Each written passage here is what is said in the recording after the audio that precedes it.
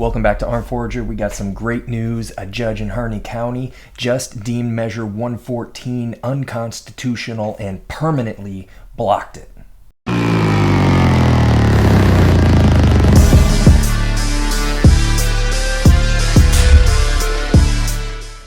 So Measure 114 is one of the most strictest gun laws in the country, in the nation.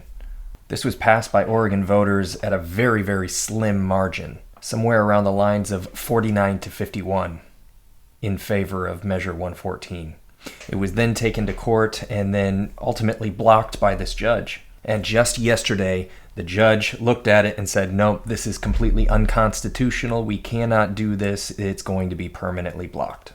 And if you all know anything about Oregon, you know that it is infested with the city of Portland. And now you may have seen on the news, if you're from a different state, all of the riffraff and the riots, the catching of buildings on fire. Those are the people that are deciding on what to vote for, and then they're voting for it.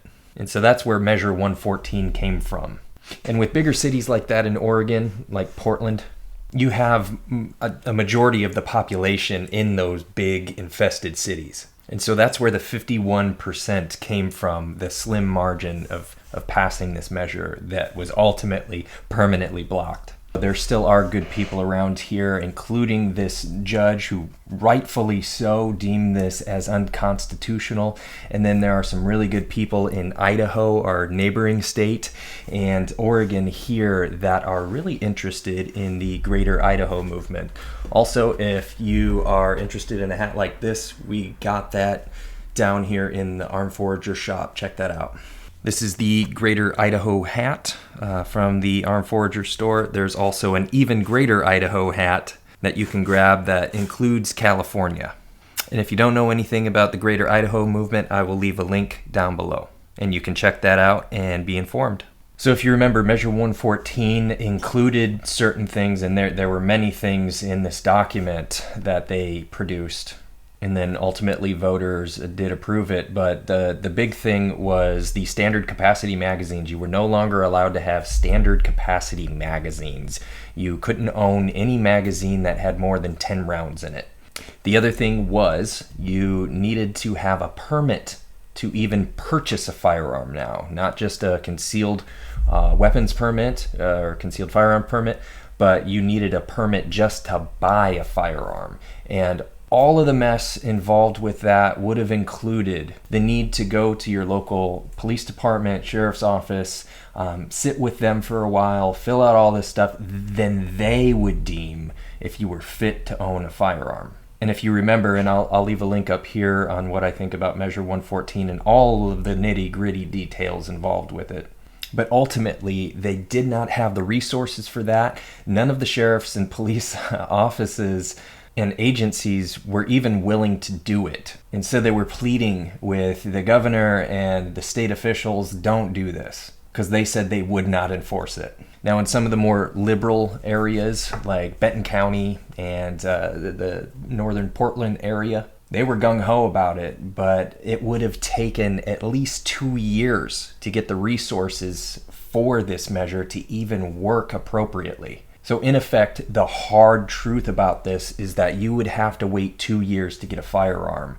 And so they were restricting your God-given right to own a firearm and to protect yourself and your family. They were blocking you from your Second Amendment right, and it would have taken 2 years. But ultimately, their attempt at a block to block your Second Amendment right was blocked permanently.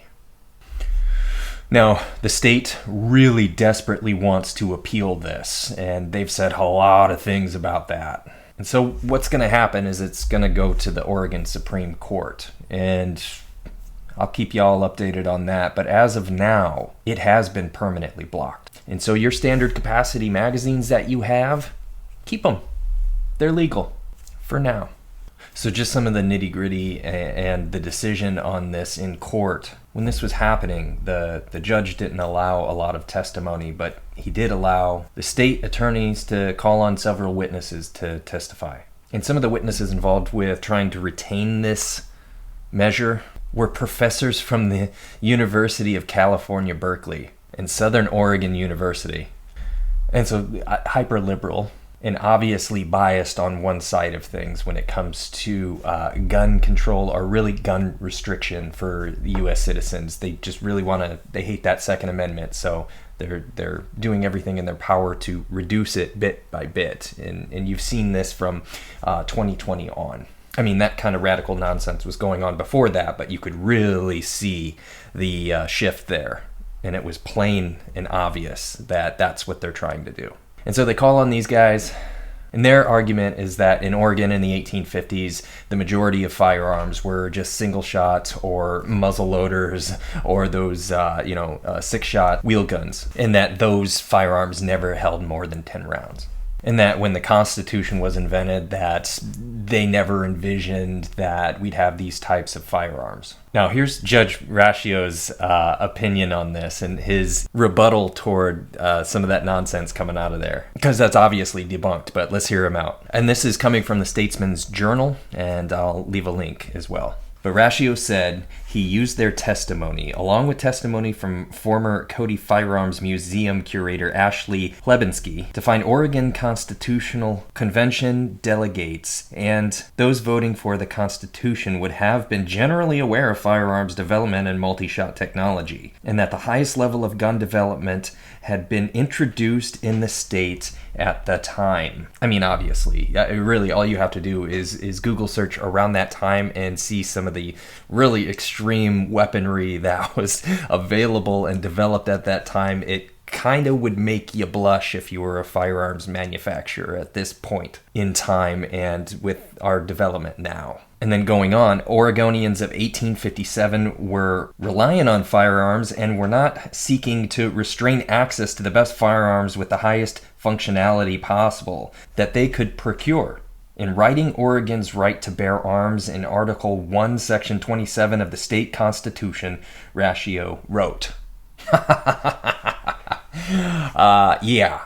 I mean, when you got judges like this who know what they're talking about, they know the facts, they know history, and they're not operating off of emotion and off of certain things that have nothing to do with this law, then you get facts, you get the truth, you get the right answers, and the reality of situations, the objective standing of a situation is brought forth, and there is no grounds for any other argument. And so he lays it out for him, and I'll leave that link there. You got to check it out because it's an embarrassment. But at any rate, a big thumbs up to you. Don't forget to subscribe to this channel. It's still a growing channel, and I'd like to continue getting the news out as fast as possible, and you can help me do that by subscribing.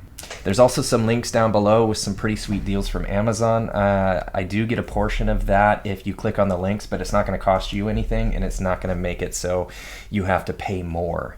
It's just if you click on the link and buy something from Amazon, then I do get a little portion of that. So I'd appreciate that. Thank you all very much. Take care, be safe, and do what's right.